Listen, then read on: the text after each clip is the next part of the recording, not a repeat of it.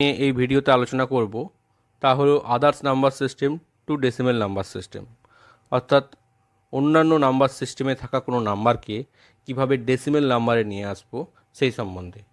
বাইনারিকে কীভাবে ডেসিমেলে নিয়ে আসবো, অক্টালকে কীভাবে ডেসিমেলে নিয়ে আসবো, বা হেক্সাডেসিমেলকে কীভাবে ডেসিমেলে নিয়ে আসবো, এই তিনটে নিয়মই কিন্তু আমরা আজকে এই ভিডিওতে আলোচনা করব পরপর। প্রথমে আমরা দেখে নেব বাইনারি টু ডেসিমেল। একটা বাইনারি নাম্বারকে কিভাবে ডেসিমেল নাম্বারে পরিণত করব। ধরো একটা বাইনারি নাম্বার 1011.11, এটাকে ডেসিমেলে পরিণত করার জন্য প্রথমে নাম্বারটাকে আমরা লিখে ফেলব। এরপর দেখো এই নাম্বারটার দুটো অংশ রয়েছে, একটা দশমিকের বাঁ দিকে পূর্ণ অংশ এবং দশমিকের ডান দিকে দশমিক অংশ। এরপর আমরা কি করব, এই নাম্বারটার প্রত্যেকটা ডিজিটের ওয়েট বস করাবো। যেমন দেখো যে পূর্ণ অংশটা রয়েছে সেখানে ওয়েটগুলো কিন্তু ডান দিক থেকে বাঁ দিকে বসেছে। ওয়ানের নিচে বসেছে 2^0, কারণ এটা 0 পজিশনে আছে এবং বাইনারি নাম্বারের বেস হচ্ছে 2।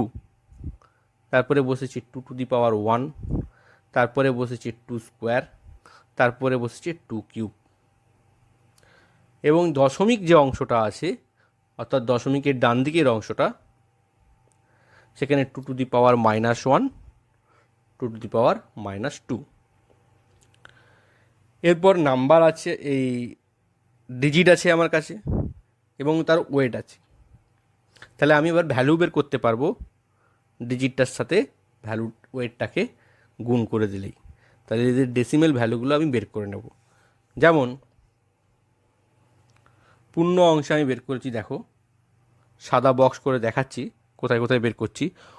1 × 2^0, 1 × 2^1, 0 × 2², 1 × 2³। আর দশমিক অংশে দেখো 1 × 2^-1, 1 × 2^-2।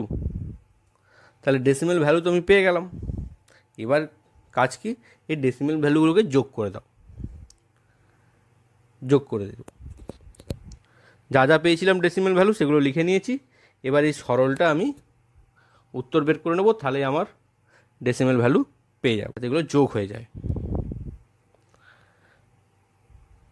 একটু বলে রাখি যে 2^-1 মানে হচ্ছে 1/2, 1/2, আর 2^-2 মানে হচ্ছে 1/4। এবার বের করে নিচে এগুলো দেখো, 1 × 2³ মানে 1 × 8, প্লাস 0 × 2² মানে 0 × 4, প্লাস 1 × 2^1 মানে 1 × 2, 1 × 2^0 মানে 1 × 1, 1 × 2^-1 মানে 1 × 0.5, 1 × 2^-2 মানে 1 × 0.25। এবার এগুলোর গুণফল বের করেছি, গুণফল বের করানোর পর সেটার যোগফল বের করেছি। তাহলে আমি কত পেলাম? 11.75। এটাই আমার উত্তর। তাহলে উত্তর আমি পেয়ে গেলাম 1011.11 বাইনারি সমান 11.75 ডেসিমেল নাম্বার। বোঝা গেল? খুব সহজ, শুধুমাত্র ওয়েটগুলো আমাকে বসাতে হবে, তারপরে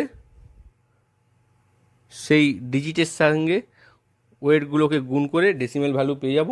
তারপরে প্রত্যেকটা ডিজিটের ডেসিমেল ভ্যালুকে যোগ করে দাও, যোগ করলেই আমি মোট ডেসিমেল ভ্যালুটা পেয়ে যাব। এবার আমরা দেখে নিই অক্টাল টু ডেসিমেল, অর্থাৎ একটা অক্টাল নাম্বারকে কীভাবে ডেসিমেল নাম্বারে পরিণত করব। ধরো একটা অক্টাল নাম্বার 3645.20 বেস 8, এটাকে ডেসিমেলে পরিবর্তন করতে হবে। একই রকম নিয়ম, শুধুমাত্র বেসটা পরিবর্তন হবে। বাইনারি থেকে যখন ডেসিমেল করছিলাম তখন 2 বেস ব্যবহার করছিলাম, কারণ বাইনারির বেস ছিল 2। যখন অক্টাল থেকে ডেসিমেলে যাব তখন অক্টালের বেস 8 ব্যবহার করব। প্রথমে অক্টাল নাম্বারটা লিখে নিলাম। এই অক্টাল নাম্বারটারও দেখো দুটো অংশ রয়েছে, দশমিকের বাঁ দিকে পূর্ণ অংশ এবং দশমিকের ডান দিকে দশমিক অংশ, দুটো অংশরই আমরা বের করব ডেসিমেল নাম্বার। এবার দেখো অক্টাল নাম্বারের প্রত্যেকটা ডিজিটের ওয়েট আমি লিখব। তাহলে 5-এর ওয়েট কত? 8^0। তার বাঁ দিকে লিখছি 8^1, 8 স্কোয়ার এবং 8 কিউব। এবং দশমিক অংশে 2-এর ওয়েট হচ্ছে 8^-1 এবং 0-র হচ্ছে 8^-2। এবার এগুলোর ডেসিমেল ভ্যালু বের করব। ডেসিমেল ভ্যালু কীভাবে বের করব? না খুব সহজ, অক্টাল ডিজিটের সঙ্গে তাদের ওয়েটগুলোকে গুণ করে দেবো। যেমন 5 × 8^0, 4 × 8^1, 6 × 8 স্কোয়ার, 3 × 8 কিউব। এবার দশমিক অংশে 2 × 8^-1, 0 × 8^-2। তাহলে আমরা এখন প্রত্যেকটা ডিজিটের ডেসিমেল ভ্যালু পেয়ে গেছি। এই প্রত্যেকটা ডিজিটের ডেসিমেল ভ্যালুকে যোগ করে দিলেই আমরা মোট ডেসিমেল ভ্যালু পেয়ে যাব।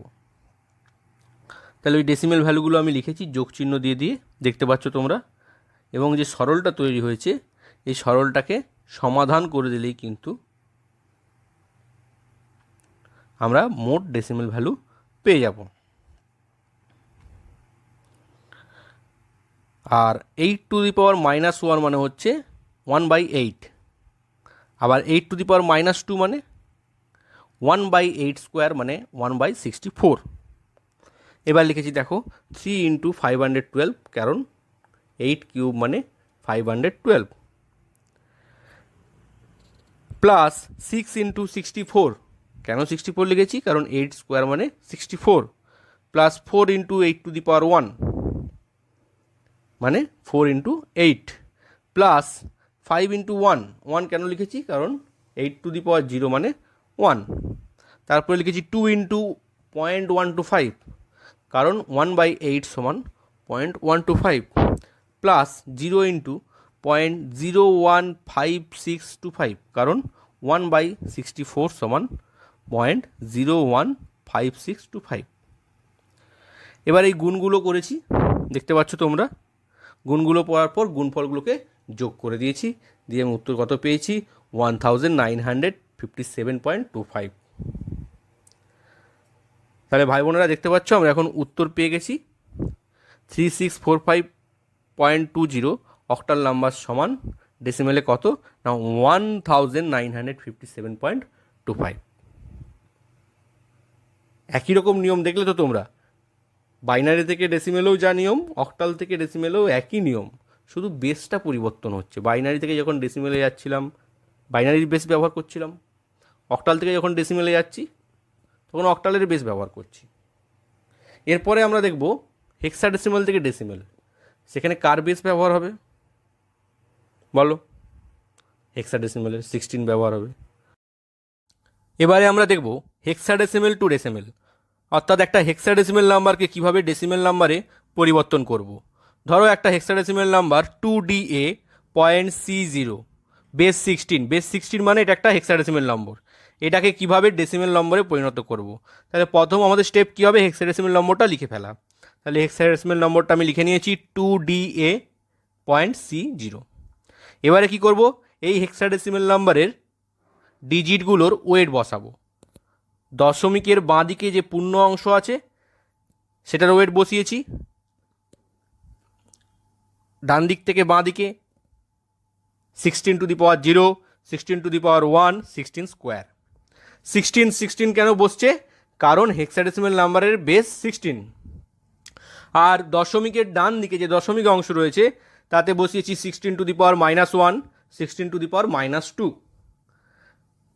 তোমরা নিশ্চয়ই বুঝতে পারছো, আগের মতোই আমি বাইনারি থেকে ডেসিমেল বা অক্টাল থেকে ডেসিমেল যেমনভাবে করলাম, হেক্সাডেসিমেল থেকে ডেসিমেল একই রকম নিয়ম হবে, শুধু বেসটা চেঞ্জ হচ্ছে।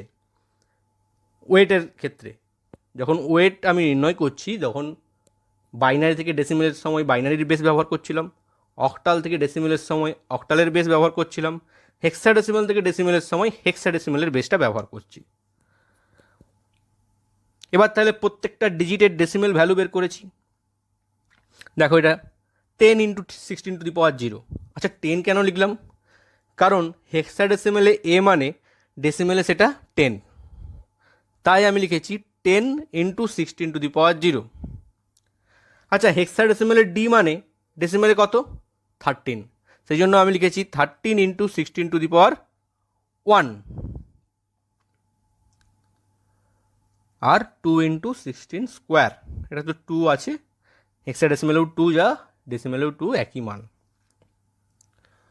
দশমিকের দিকে দেখো, সি আছে, তাই সি হেক্সাডেসিমেলের সমান ডেসিমেল হচ্ছে 12, তাহলে আমি লিখেছি 12 ইন্টু 16⁻1, 0 ইন্টু